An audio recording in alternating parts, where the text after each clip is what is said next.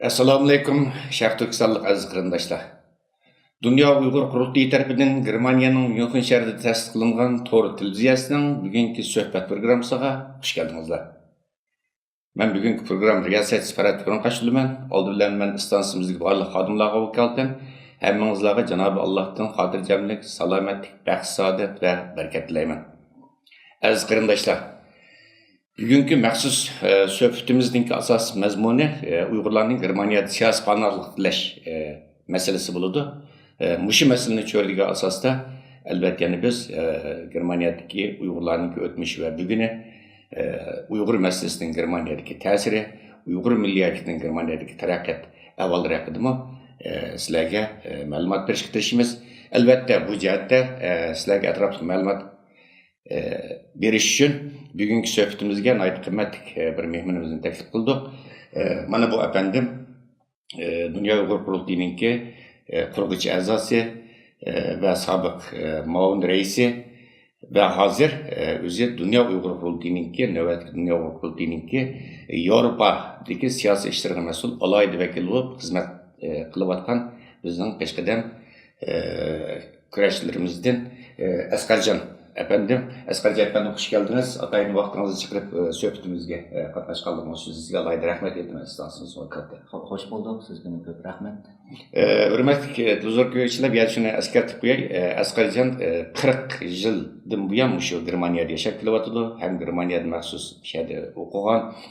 Şundaklı üzü hazır Germaniyada hükümet organında bir yukarı derecelik xadim bu, memur xadim bu, bizi hizmet kılıbatıdı.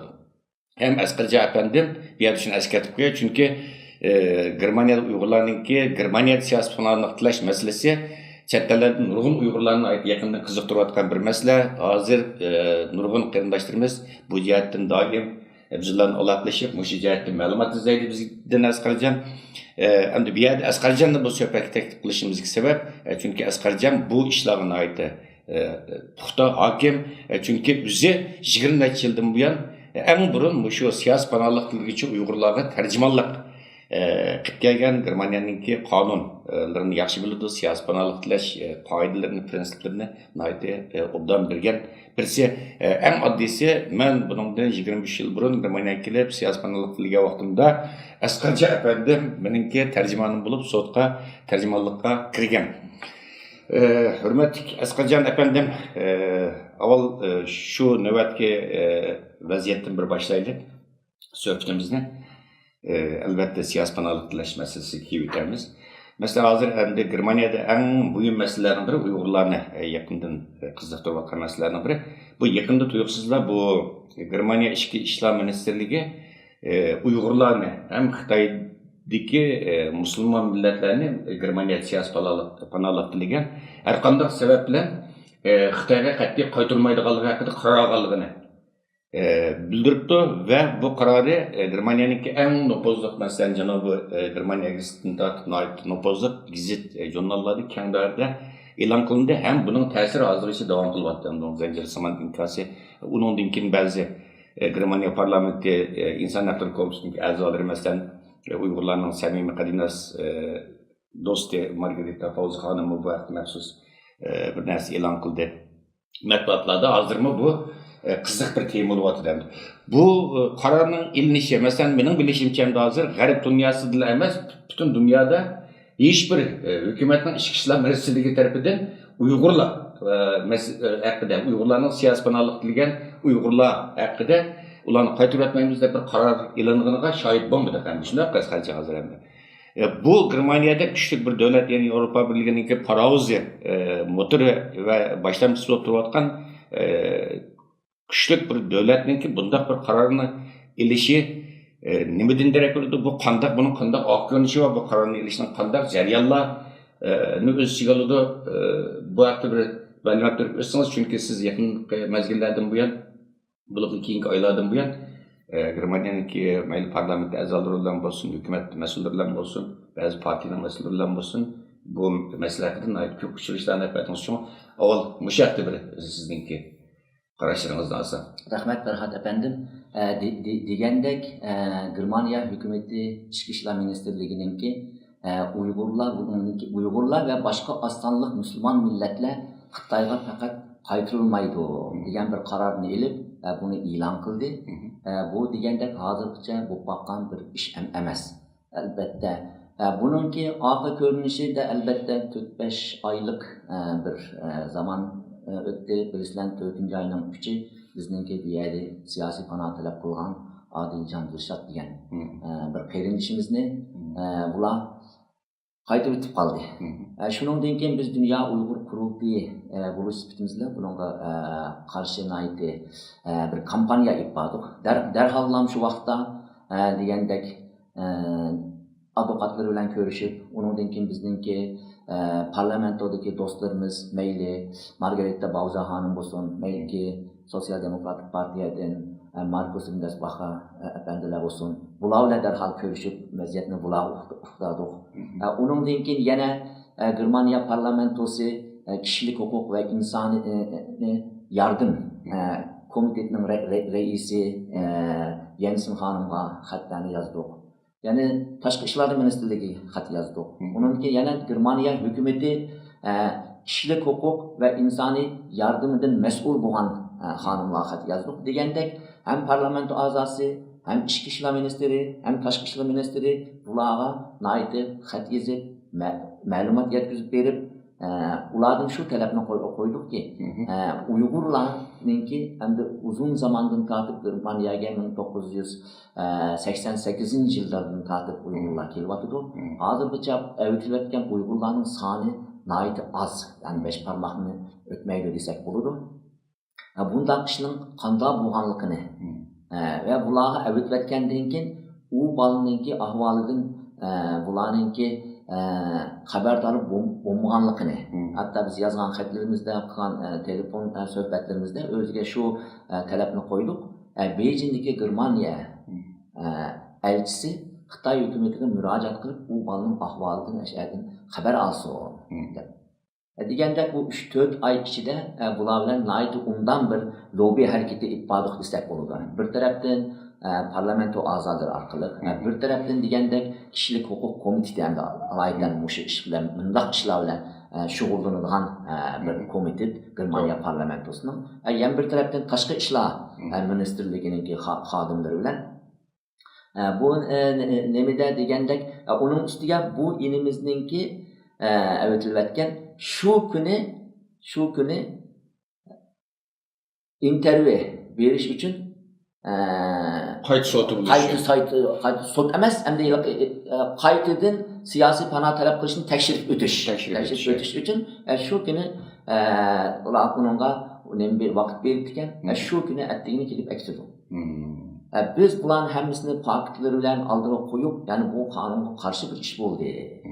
Bu German kanunlarına karşı çünkü qaytadan siyaset, yani birinci siyaset talep qilib u rad qilingan. Lekin keyingi Germaniyaga kelgandan keyin bizning bu yerga siyosiy faoliyatlarda qatnashib, bizning bu yerdagi aktiv qatnashib, namoyishlar bo'lsin, bizning bu yerdagi boshqa faoliyatlarimiz bo'lsin, ijtimoiy siyosiy faoliyatlarda qatnashgandan keyin uningga yana ikkinchi qitimdan siyosiy panoh talab qilish haq huquqi tug'ildi. Buningga asosan bu inimiz qilgan va ularni ma'kuni unda bo'lsa biz sinovni qayta intervyu deb boramiz deb 4-oyning 3-i 9:30da darim bo'ldi. Lekin bu inimiz attigini soat 5da kelib aktido. Shuni bilan yo'q silvatgan. Masalan, endi shu siz boyadab o'tganlik bu bir qator faoliyatda siz deb o'tganlik Dunyo Uyg'ur imomini sizlar qadingiz qurultay nomida mesela boshqa uchrashishlar bo'ldi.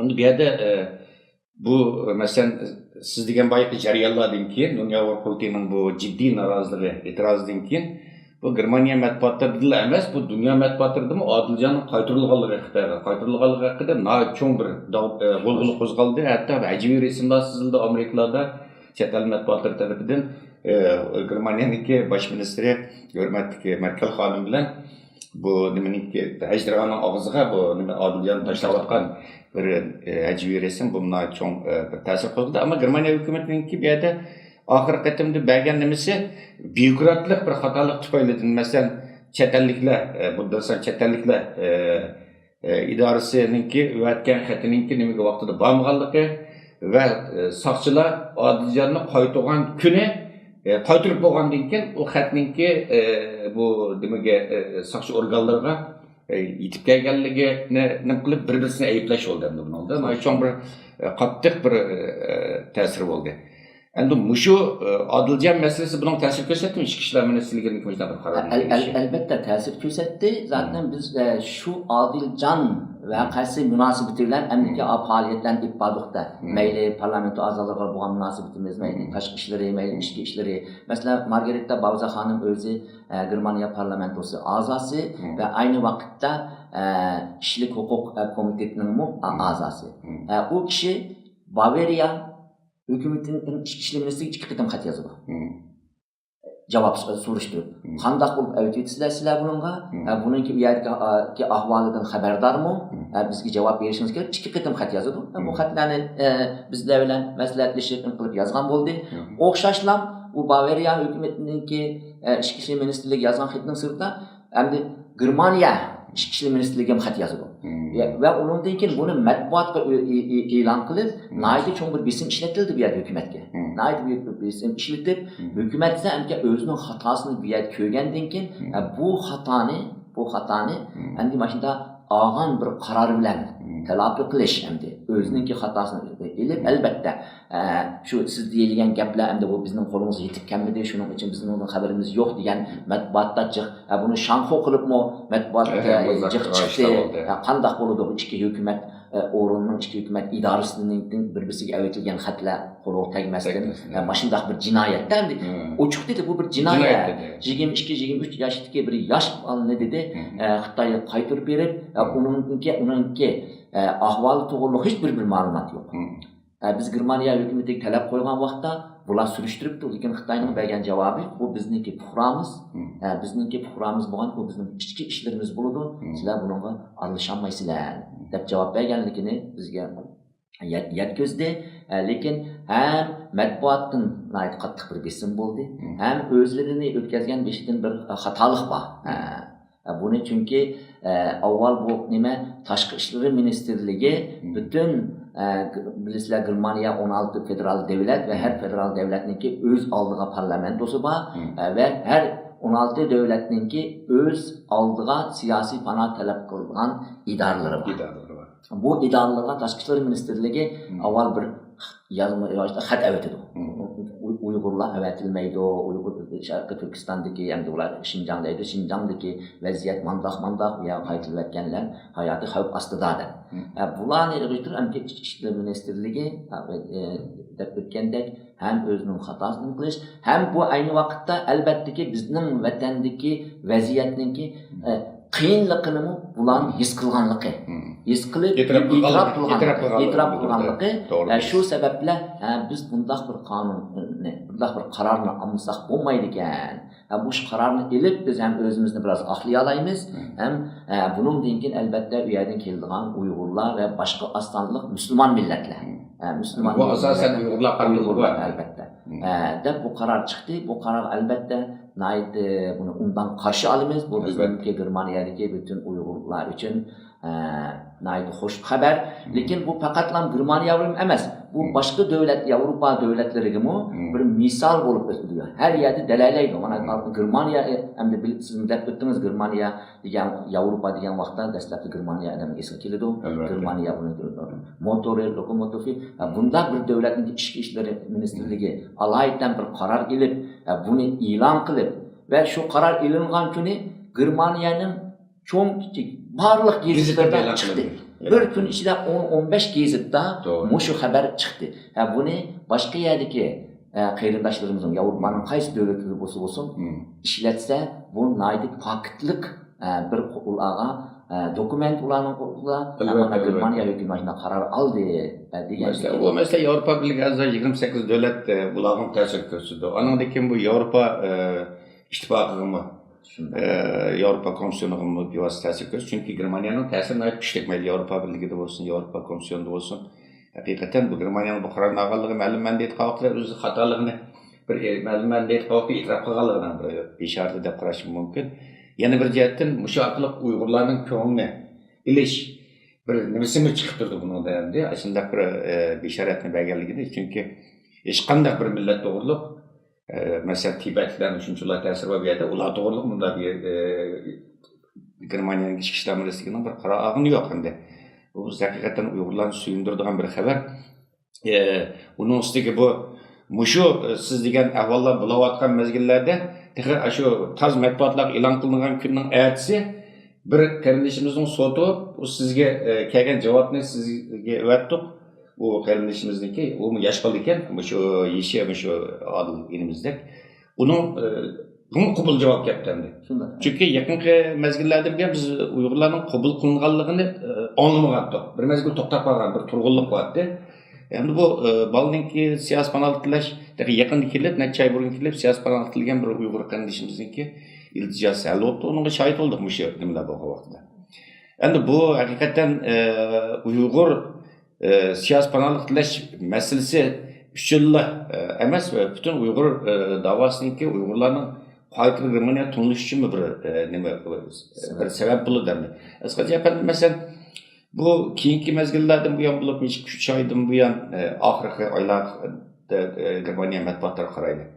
Bu Uygurlar meselesi favqulodda portlash xarakterlik bir kun tartib kelyapti, ta'kidlanyapti.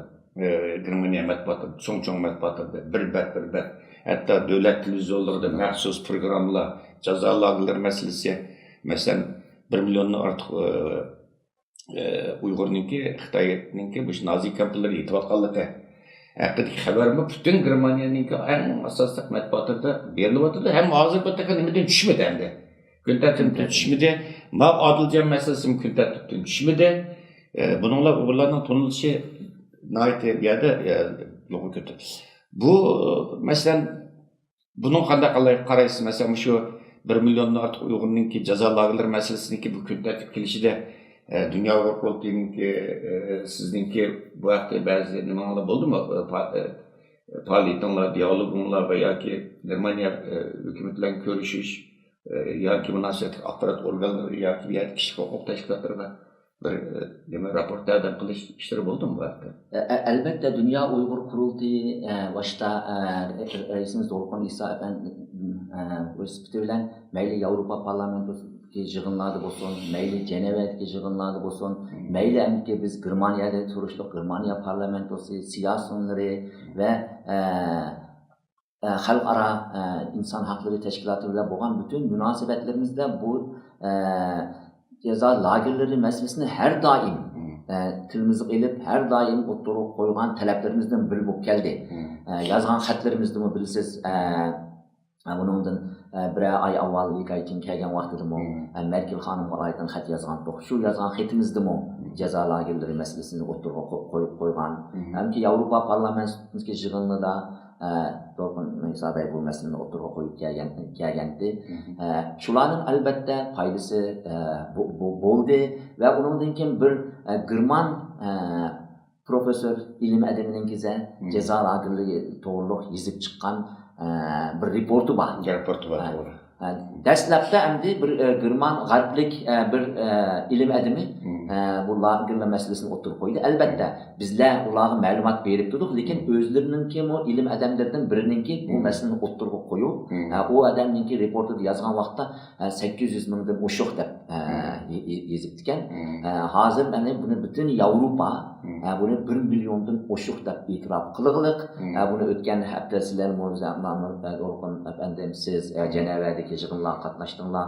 Şu vaqtim bununki gibi bulup Xitoy bir yerda naydi osal ahvolni qilib telvilib izotat mayh qizdirib turvaldi. Şu to'g'riliqni naydi xabarlar chiqdi. Deganda Xudoga shukr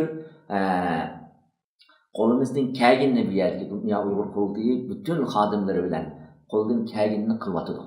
Va bu qilganligini meyvesini faydasını ko'ryapmiz. Mana bundan bir ay avval lagerlar meselesini qanday qilib biz kun tartibiga kirgizmizki g'arb davlatlarining qanday qilib biz buni matbuotlarda chiqadiki deb shuning bir endishasi bordi. Qanday qilsak buni biz ko'tirib chiqa olamizki, nima qilamizki deb o'sha o'zaro suhbatlarda buni Shunday. deyishatdi. Xudoga shukr, hozir bu to'g'riliq nihoyatda keng ko'lamli bir matbuotda xabarlar berilyapti. Xitoy tanqid qilinyapti. Hatto Xitoyninki yenilib bunday bir narsa yo'q deganligini shanxu qilib, karikaturiza qilib chiqaryapti. Bu tarafdan biz xeyli taraqqiy qildik. Masalan, German hukumatining hamda mushu qarorni elishimi Xitoyga berilgan bir signal. Signal Albatta bir signal. Chunki Xitoy bir tarafdan masalan bundan bir oy avval degandek Xitoy bilan Germaniyaning munosabatlari nihoyatda yaxshi. Tijoriy munosabatlari yaxshi. Shunda bo'lsa-mu, shu tijoriy munosabatlar yaxshi turib, bundan bir oy avval, ya'ni bosh ministr bu yerga kelib ketgan bo'lsa, ketgan bo'lsa-mu, oqisdan bir oy o'tmasdan ichki ishlar ministrligining manda bir qaror ilib, bizningki tijorat ayrib, lekin kishilik huquq va bir millatningki yo'qolib ketishida biz unga qarab turolmaymiz deb Xitoyga avitilmaydi degan bu yerda Uyg'urlarga besim bo'lyapti, Uyg'urlarni yo'qotish uchun har qanday faoliyat bo'lyapti. Biz bunga qarab turmaymiz, buning uchun bular panoh talab qilsa, bularni ep qolamiz degan gap. O'tganda masalan Asqarjon Likaychan dedingiz, albatta bu Birlashgan Davlatlar Tashkilotining 96-yillik irqiy ayrımcılık qarshi turish komitetining yig'indagi bu Xitoyning bu mutamligi endi. Ondan keyin bu Xitoyning bu mutamligiga qarshi Birlashgan Davlatlar Tashkilotining irqiy ayrımcılık qarshi turish reisimiz Dolqaysabda efendi bilan men qatnashgan. Bu endi nihoyatda şu Birleşken Milletler Teşkilatı irqiy ayrımcılık qarshi turish komitetininki alayda ve raportmanlarınki to'planishlarning a'zolarining yomon qattiq hazmini keltiradi. Xuddi haligi zangli qilgandek, ahmoq qilgandek, turishni dalg'i geçti deydi. Shu aslan ahmoq qilgandek bir javoblarni berdi. Shunga bir nihoyat vaqt ketish bo'ldi edi Xitoy qaratan aytmini. Bu shu lagerlar masalasining BDTninki alayda to'planishlarninki va ba'zi komitetning a'zolarining og'zidan chiqishimi bu nihoyat cho'ng bir ta'sir qo'zg'adi. Endi bu Germaniyaninki meni Likaychan kelganda meni biroz andishaga solgan. Nima deb desangiz, masalan Likaychan nimaga Berlin kelgan vaqtida biz dunyo qurultayini tashkil etishlar berib, bu yerda Dunyo xatarasizlik millatlarni qo'llash tashkiloti bilan birlikda namoyish qildik. Likaychan o'ngiltib turib shuarimizni o'ngilda nihoyat yaqin orliqmiz endi. Buni qarindoshlarimiz nimalar ko'rdi, xabarlarda, programmalarda, televizorlarda. Endi shu vaqtida Likaychan kelgan vaqtida Germaniya bilan Xitoy o'rtasida iqtisodiy to'xtama tuzilibdi. Mushu Germaniyaningki ba'zi nopozliq cho'ng shirkatlarga iqtisodiy jihatdan, masalan, baj, tamojna beji jihatdan bo'lsin, ko'mrik beji jihatdan. Ondan keyin mablag' solgan masalan Xitoyning burundan tartib siyosati va har qanday chet el shirkatininki solgan mablag'ininki birlashma mablag' deydi. Xitoy misolida, bu misolida cho'qim Xitoyning ko'p bo'lishi kerak, 51%. Av chet ellikninki oz bo'lishi kerak, pay chekandi. Hissada qo'ydi endi. Ammo Germaniyaga tunji qitim. O'sha Germaniya shirkatiga hissini Xitoydan ko'p silish haqqini beribdi. Undan boshqa xatlar kim ko'rdik, balki qarindoshlarimiz xabarda o'qigan bo'lsa, qisqasi meni andishaga solganda, endi bu masalan bu iqtisodiy manfaatlar sababidan endi hozir Xitoy Amerika bilan yomonlashayotgan bir mezgilning o'zida Amerika qarshi Yevropa bilan birlashman deb bu taktikni o'ynayapti endi. Asosiy maqsadim shu Germaniyaga kelishdiki. Chunki Germaniya bu butun Yevropa birligininki asosiy boshlang'ich bo'lgan ekan. Ammo shunda turibmi yana bu Uyg'urlar masalasiningki bu darajada kun tartib qilishi davlat televizorlarida masalan hukumatning xodimlarining og'zidan chiqishi, ichki ishlar ministrligining siyosiy faoliyat qiluvchilar uchun maxsus qaror berilishi bu haqiqatan bu Germaniyaninki bu yerda kishilik huquq masalasiga alayda. Endi Xitoyning oldigan savdo manfaatini deb bu yerda Uyg'urlarningki kishilik huquq vaziyatini nazardan soqit qilmaganligini isbotlaydi. Mush bo'layotgan hodisalarni bu bizni nihoyat xursand qiladigan, mamnun qiladigan bir hodisa. Albatta bu demokratiyaninki nihoyat obdan go'zal bir taraf deymiz bu endi. Chunki Germaniya dunyoning eng ilg'or demokratik davlatlaridan biri. Xo'sh, Asqarjon apanning bu hamda albatta bunun bilan so'zishimiz albatta. Endi bu boymi deb o'tdim, bu chet elda yashayotgan qarindoshlarimiz shu Germaniya siyosiy panohlik qilish masalasiga qiziqadi. Masalan, shu Germaniyada Uyg'urlarning siyosiy panohlik tilash masalasi bu mening bilishimcha ham Germaniya G'arb dunyosi bo'yicha Uyg'urlar eng bir siyosiy panohlik qilgan davlat mening bilishim. Bu qachon boshlandi masalan siyosiy panohlik tilash ishlari. Anadagi Uyg'urlarningki siyosiy panohlik talebining qabul bo'lish nisbati yoki siyosiy panohlik qilgan boshqa millatlar qaragan vaqtida, boshqa davlatning fuqarolari qaragan vaqtida qandayroq bu haqda bir sizdan ma'lumot olsak. Uyg'urlarni Germaniyaga hamda Türkiye'den kelganlarni hesaplamasak, hamda bizler yani Erkin Kamlar, Ömer Kanatlar, ular hamda Türkiye'den bir yerga kelgan ya ishlash uchun ya o'qish uchun kelib bir yerga o'rnashib qolgan. Onun 88 yilları başladı. 88 yilları bo'lsa, hozir 30 yil bo'lib qoldi Uyg'urlar bir yerga kelayotganini. Rasmiy siyosiy panohlik Rasmiy siyosiy panohlik kelayotgani. Degandek şu vaqtdan hozirgacha endi qaytirib yotgan Uyg'urlarni hisoblasak belki 1%, belki 1,5%. Asasen diye kelgan Uyg'urlarninki işi hal bo'lib, mishada qilib qoldi. Albatta ba'zilarininki hal bo'lish jarayoni biroz uzunroq surib ketganda bo'ldi. Chunki ma'lum bir mezgil bular amdilaqa Uyg'urlar boshqa millatlarga o'xshash bir haftada ya oyda yuzlarchasi, minglarchasi kelmagandiki Uyg'urlarning hammasini yig'ib kelsak ming bo'lmaydi deb biroq bo'lmaydi qarib qo'ygan nimlarim bo'ldi. Chunki avval ma'lum nayti darur hal qilishga tegishli millatlarnikini hal qilayli deb bo'ldi.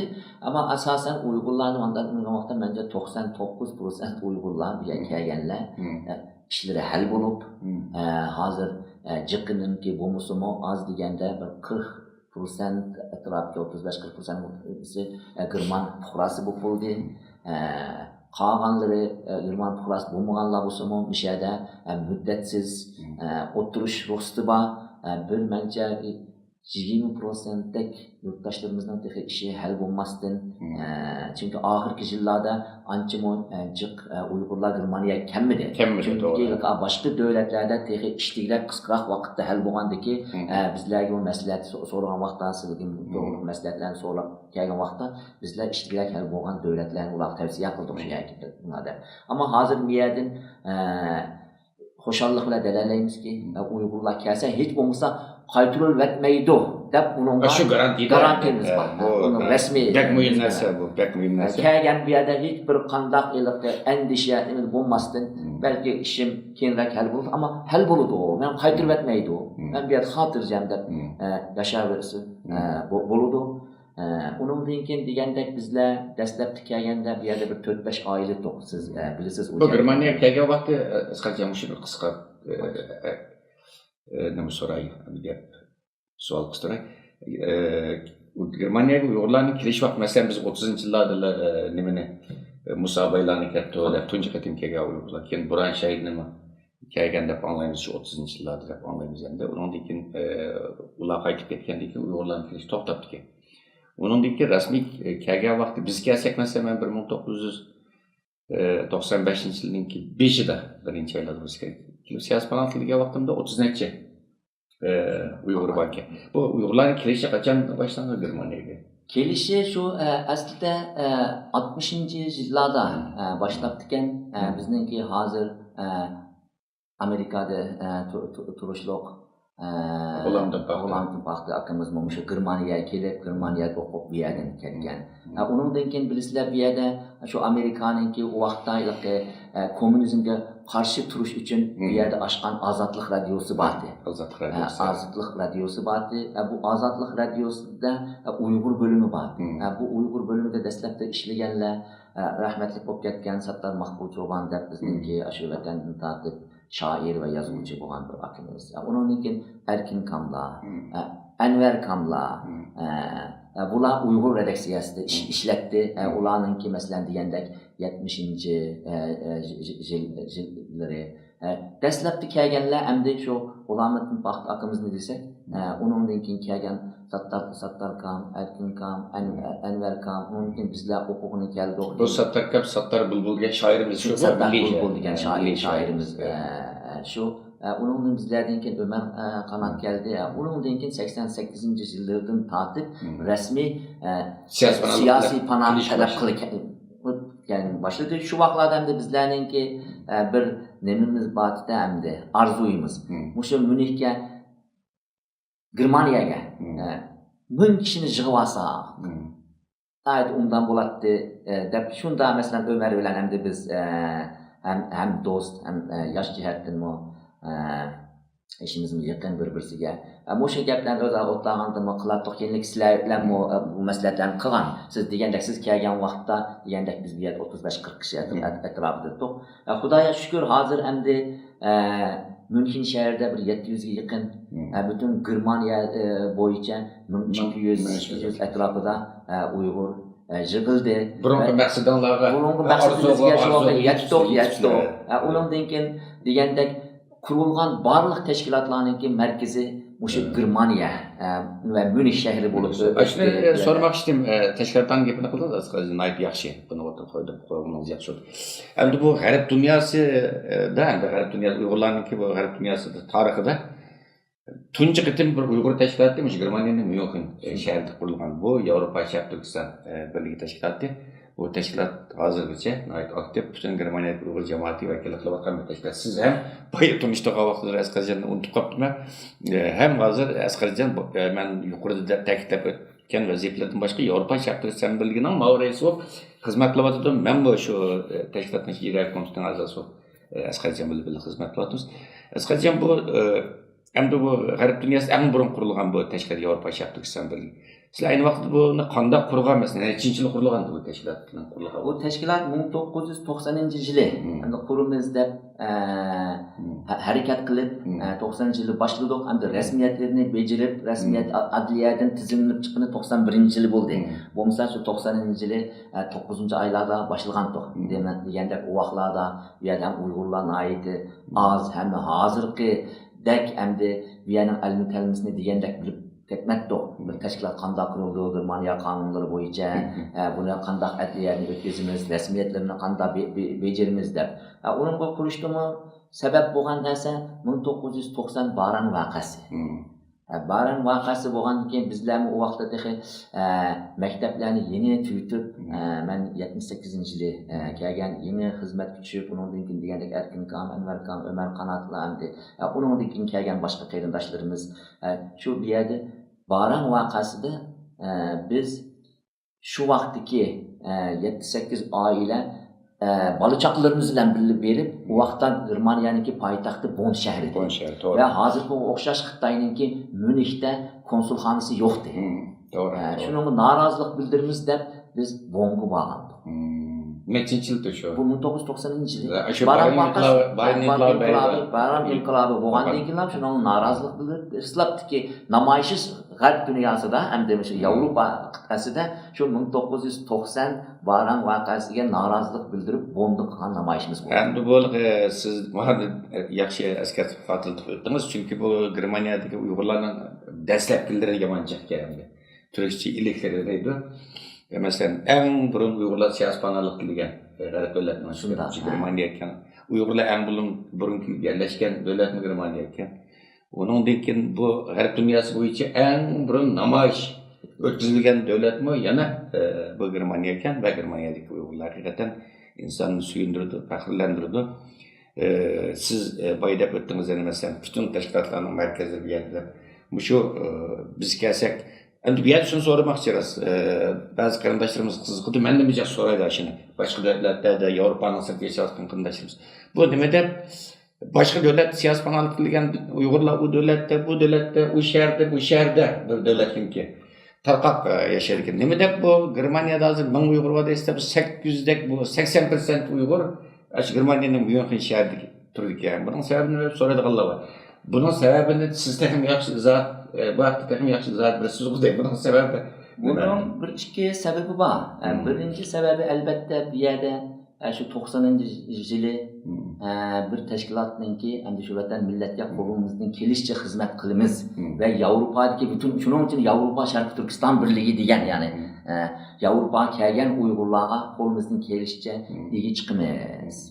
Qanchalik qilib deb shu sababdan etini Germaniya Sharq Turkiston birligi demak Yevropa Sharq Turkiston birligi deb qo'ygandik. Shu gap bir kuruldu teşkilat bu kulaktan kulakka dep her yerde çıkanlar qayerda bir Uygur elbette Uygur'unu izleydi. Yani şu Germaniyada Münih'te Uygur var ekan dep. Sebebi bu. Yani bir sebebi siz bilirsiniz ben özüm şu migrasyon idarasida hozir 30 yıldır bo'lib qoldi. İşlayapman ve mushu Germaniyaga kelgan Uygurlar Münihga kelganligini aslida bilirsiniz. Boshqa shaharlarga transfer qiladi. Şu transfer kıldığın yerde ben bile böyle okuyan sabahtaşlarım vardı. Başka şeyler böyle ötedi. Şularda iltimas kılandık. Bizler Uygurlar bir millet bizler naydı az bizim sanımız. Yani bizlerini o şeye bu şeye bölversenler biz teyirkenin bu bitimiz. Eğer mümkünçilik olsa biz Münih'te ip kalsanlar. Diyen bir iltimas vardı. Sabahtaş boğandaki bilirsiniz sabahlaşlar arasındaki münasebet başka yalnız boludu. Ulanı bizim bu iltimasımızı jirmasdın. Asasen qo'ldan kelganicha mishat qilishga g'ayrat qildi. Endi u yoqqa bu yoqqa ketib qolgan, yoki u yoqqa bu yoqqa siyosiy fanatlar qilib qolganlar bor, ammo asosan Münihga kelganlarning 95% mushu Münihda qilib qoldi. Mushu ikki sabab undan keyin bu yerga kelgan qarindoshlarimiz naydi talentlik qarindoshlarimiz keldi. Yani ben onunla faxrlanman. Hem de bir yerde dedik avaya. Bütün kurulgan teşkilatlar Mişya'da kuruldu ve bu yer hem de bizim davamızın merkezi bo'lib qoldi. Mesela bu dava burun İshak efendim, Mehmet İmin Buğra, rahmetlik ve bizim ustazlarımız vaqtda Türkiye bo'lgan bo'lsin. Bilirsiniz 1999 yılı biz bunu bu yerkilerle maslahatlashib, Yevropada bu ishni qilsak, texi bu faydalı bo'lgan, texi ishdik bunu tashviqotini qilib davamızga taraqqiy qilgizatimiz bu yerga ip kelgan bunun şahitlerden biri siz ve degandek naydi tahlillik bir şey kelganlarimiz aşı vatandagi vaqtidami bu davagan vatan millet ve Uygurlarninki mustaqillik kömül bölgen ve şununla hizmet işleyen insanlar meyli Dolqun efendim bo'lsin, meyli siz bo'lin, meyli başka qarindoshlarimiz bor bu yerda hamda hammasi degidek bu ishga hozirgacha qo'lidan kelgani biz tehi 2006 yilidan tortib NED'den fulağın başındayız. Onundan avvalgacha içilgan kurultaylarning pulunun hammasini şu Germaniyadagi yurtdoshlarimiz chiqadi, Münihdagilar. Nayt fidokorlik bilan. Mishada masalan kechi ishlab ketgan qarindoshlarimiz bo'ldi. Fidokorlik bilan bir tin olmaddi. Bir tehi yeni kelib siyosiy panoh talab qilgan, o'zlarining riyat ishlaydigan kuchimi yo'qdi u vaqtlar, ruxsatimi yo'q dedi. Shunda bo'lsa mishadagi qarindoshlarimiz bununla can bilan bosh bilan fidokorlik bilan ishlab mana Xudoga shukr hozir bir studiomuz var, bir televizyonimiz var.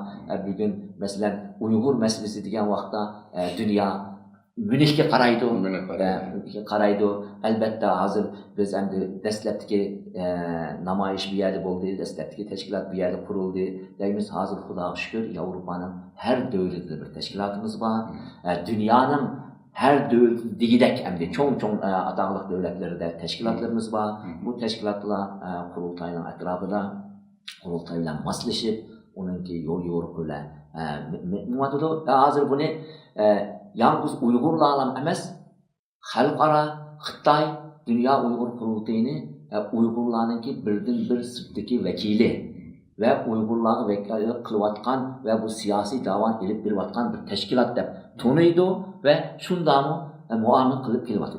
Doğru, hakikaten bu kılıp en mühim endi mesela Uygur davasının bugünkidek xalqaralıq çoğ meselelerge ayrıneşi hatta yukarı derecelik Birleşken Devletler Teşkilatı, Amerika parlamentida, Kengaş Palatası'da, Devlet İşleri Komiserliği'de, Avrupa Parlamenti, Avrupa İttifakı, Avrupa Konseyi'den ait çoğ bir xalqaralıq, yaman çoğ bir meselege aylandı hazır uygulamayız.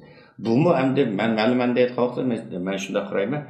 Mesela bu şu Germaniyadaki Uygurlarınki tuncu qitim bir yerde teşkilatlanıp burundan tartib Türkiye'nin merkez kılgan O'rta Şarq ve O'rta Asya, Qozog'iston, Qirg'iziston, O'zbekiston merkez kılgan davanın merkeziga olib kelgan.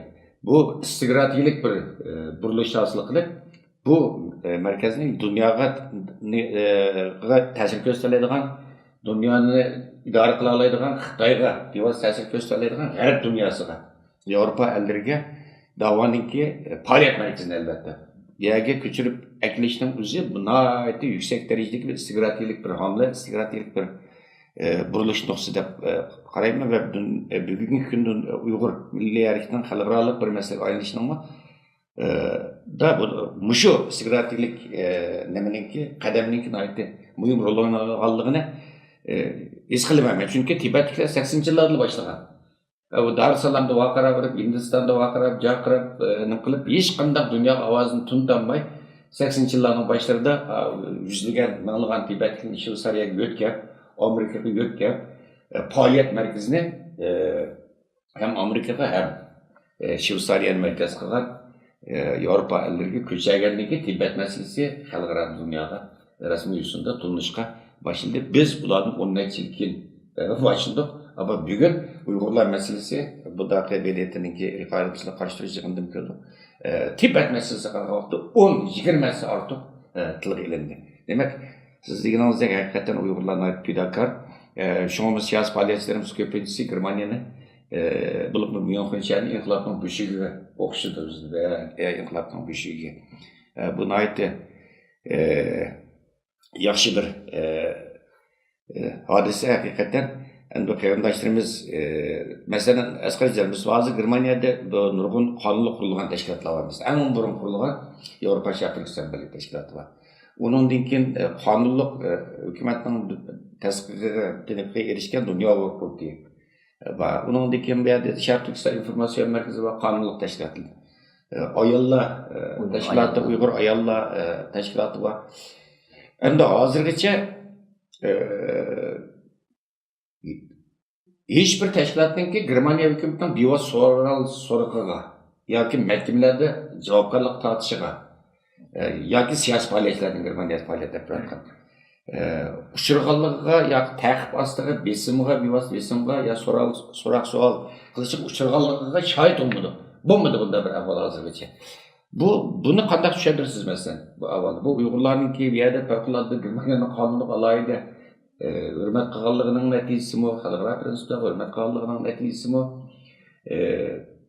Bu qaysi nuqtadan tushunish mumkin? To'g'ri, biz albatta biz Uyg'urlar mayli qaysi davlatda bo'lsa bo'laylik, shu davlatningki qonunlarning sirtig'i chiqmasdan, shu davlatningki qonunlarningki bizga bergan ruxsatlari bo'yicha faoliyat qilib berishimiz kerak, deb baralaymiz. Bizning bu yerda Germaniyada qilayotganimiz shu bo'ldi. Biz yani birinci şu Yavrupa Şarkısı'ndan bile kurulgandan tartıp yani kanun boyunca iş yapmadık. Kanun kılgan işlerimiz onun denken naidi uçuk. Germanla teşhirmedi emez, teşhireydi. Xitay hükümeti ne çıkıtın bulağa talep koydu. O talep birinci talep bulup geldi bulağa. Meyli Bavariya hükümetininki, baş ministri ve ministerleri, müdafaa ministri, içki işleri ministri olsun. Meyli Germaniya hükümetininki, baş ministri, içki işleri müdafaa olsun. Ulağı o talepini ne çıkıttım koydu. Germaniyada biz ne bilirsiniz terörist teşkilattaydı. Terör teşkilatlarınınki merkezi Münih şehrinde şunu takaysılar. Şunu rehberlerini çıkarıp etsinler de bu talep cık besimi bo'ldi. Bu muşu besimlerge qaramay bizninki bir yerde degandek abaysiz etini sanab bitgan tashkilotlarimizninki hammasininki qurilishiga ruxsat berdi ve hozirgacha bizninki tashkilotlarimiz hech bir vaqt degan hukumat tarafdan bo'lsin bir to'silishga yağımsa bir demiş bunda qatsa manda bo'pti-ku yağımsa qonuniy tarafga diqqat qilib degandek bir ogohlantirishga duch kelmadi. Chunki biz o'zimiz zaten bilib albatta biz Germaniyada turayotgan bo'lgandiki Germaniya bir huquq davlati. huquqninki bir tashkilot qandoq qurildi va u tashkilotninki nizomnomasi qandoq bo'ladi va bu qaysi ishlarni qila olamiz, shular nihoyatda ochiq. Unda bo'lgandiki biz shu bizga berilgan imkoniyatlardan foydalanib, ya'ni jiq ishlarni qilyapmiz. Jiq ishlarni qilyapmiz. Mana bugun deymiz, bugun Xudoga shukr deymiz, buni shukr qilamiz. Davomimiz mushu palli kelgan bo'lsa, mushu taraqqiyot kelgan bo'lsa, bu mushu qurilgan tashkilotlarningki elib berayotgan faoliyatlari natijasida. Mana shu markaga keldi. Shuning uchun Germaniya hukumatı bizdan rozi, biz ulardan rozi. Buni sizmi bir ikki qatim ko'rdingiz, hatto bizningki yig'inlarimizga va bu yerda bergan iftorlarimizga kelgan German ministerlarining bir degan gapi bor. Bütün Germaniyaga keladigan siyosiy panoh talab qiluvchilar Uyg'urlardek bo'lsa, bizning ishchilarimiz har zaman ularga ochiq dedi. Bu nima boshda bizningki ipirayotgan faoliyatlarimiz nihoyatda ochiq, nihoyatda qonunlarga moslashgan, hech bir qandoq qo'rqilgan bir tarafimiz yo'q. Chunki qilayotgan ishlarimiz bu qonunlarning ramkasidan chiqmay qilyapmiz. Undan keyin yana bir narsa, bizning bu yerga kelib biz o'z-o'zimizni tishlab, o'z-o'zimizning jinni beqib ketamiz. Ya'ni Germaniya hukumatiga biz bir yuk bo'lmayapmiz. Masalan, shu Münihdan deyli 30 ning ustida kichik cho'ng bo'lib oshxona, restoran, dukkan, saypon, ot yashini satgan dükkanlar 30 oşuq. Bu endi 700 kishi, 700 kishi degan vaqtimizda u bizning bir 180-200 oila. Bir yerda bunchilikning bo'lishi, buni Germanlar ko'rdi. Undan keyin bizning bu yerda bolalarimiz, yoshlarimiz undan o'qiyapti. Bu yerda yana albatta bizni tinishayotgan va tinishaydigan yurtdoshlarimizga har davlatda turishliq iltimosim, bu yerda Yevropada bizning bolalarimizni o'qitish imkoniyatimiz bor. Bo'lgandan keyin ularni o'qitayli. Bu yerda undan keyin cheklab qo'ymaydi. O'qib ketar islom o'zi. Bizlar endi degandek bu yerga kelgan jiqimiz 25-30 yoshlarda kelgan uchun o'qiyanmagan bo'lsa-mu, yoshlarimiz o'qisa, kelgusida ularning orasidan deputatlar chiqadi. Ularning orasidan degandek o'sha cho'ng firmalarningki mudirlari chiqadi. Cho'ng donliq doktorlar chiqadi. Shuning uchun meningki iltimosim, bolalarimizni o'qitayli ki ular bu davoni texnik yuqori palliga ko'tarib ippasin. Shuning uchun bu fursatni qochirmaylik. Rahmat Asqarjon aka. Men haqiqatan masalan bu Germaniya hukumatining ayni vaqtda 2000'ların başlarında Xitoy hukumati dunyo tunji turkum 4 tashkilotlar 11 shaxsni terrorist tashkilot va terrorist deb dunyoga e'lon qilib qizil tash tutish buyrug'i chiqargan. Qizil raqamlik. Bularningki terrorist deb e'lon qilgan 11 odamning 3 Germaniyada. Masalan, hozir dunyo huquqining raisi Dolqin aytsa, bizningki aktiv siyosiy faoliyatchilarimizdan Abdullah Qarqash efendim, Olmut Tosun efendim. Ular hech qanday bir Germaniyaning hukumatining besimiga va yoki ta'qib qilishiga yoki savol qilishiga uchrag'ini yo'q. Hatto Xitoy hukumati tomonidan terroristik tashkilot deb e'lon qilgan tashkilotning ikkisi Germaniyada, birisi dunyo tashkilot qurildiyi, yana birisi Shartuvisa informatsion merkez. Bu tashkilotlarni Germaniya hukumati qo'yib, Xitoyning hukumatiga qarshi cheklaydigan, pechatlaydigan bir ishni qilmadi. Yana birisi masalan nimasi bu yil 4-oyda masalan Janvar yerlik nima BDT'da markazda New Yorkda Birleşmiş Milletler'ninki yerlik milletler yig'ini chaqirgan bizning dunyo qurultiyining raisi Dolqin aysa bago Xitoy norozilik bildirib bu yerga kirgizmadi. O'zining kuchini ko'rsatib, keyin bu yerda endi bizning qattiq alayda hayajonli saqini ta'sirlandigini bu yerda Amerikaningki shu BDT turishliq elchisi bilan Germaniyaningki elchisi ikkisi kepil bo'lib, ikkisi hamroh bo'lib, Dolqin aysa efendimni ikkinchi qatim qayta nemaga aytildi. Bu Germaniya hukumatiningki bu yerda Uyg'urlar masalasiga qarshilik ko'ngillayotganligini. Siz deganingizdek bu haqiqatan Uyg'urlar madaniy bir xalq. Germaniya hukumatimiz zaten siz degandek memnun endi. Siz Germaniyaning hukumatidan ishkini ahvolini yaxshidan bilasiz. Yana bir masalan biz Yevropaning cho'ng faoliyatlarini qildik. Masalan, Janvar birlashma namoyish o'tkazdik. Bunga yaqin kishi qatnashgan. Onundaki ötkende 5000 kişi namayış ötküzdük Brüksel'de. Ama nait, teş, nait, çıraylık, nait, heyvetlik, nait güzel şekilde. Kırındaşlarımız nait, kanun, intizam, tertipine ait, layıkı asasda özünün Uyghur halkınınki medeni bir millet boğalıqını, onluk bir millet boğalıqını ve Avrupa'da yaşavatkan Uyghur cemaatininki özde turvatkan devletlerinin kanununa hürmet kıldığalıqını yer ispat kıldı. Menimce Brüksel Saqçı İdaresi alayda rahmet etdi. Benim tuyuşumca Bilge Uyghur Cemiyeti reis Abdullah'ın deyişi məxsus xat yazıp yazmış şekilde Bilge Brüksel şəhərlik Saqçı İdaresi məxsus rahmet etdi. Nəhayət yaxşı bir namayış oldu, tərtiblik, insanlıq, qanunsuz işlər bulmadı. İnşallah biz Uyghur halkı biz özümüzün şu mədəni xisletimizni, əxlaq fəzilətimizni ondaki saqlayımız.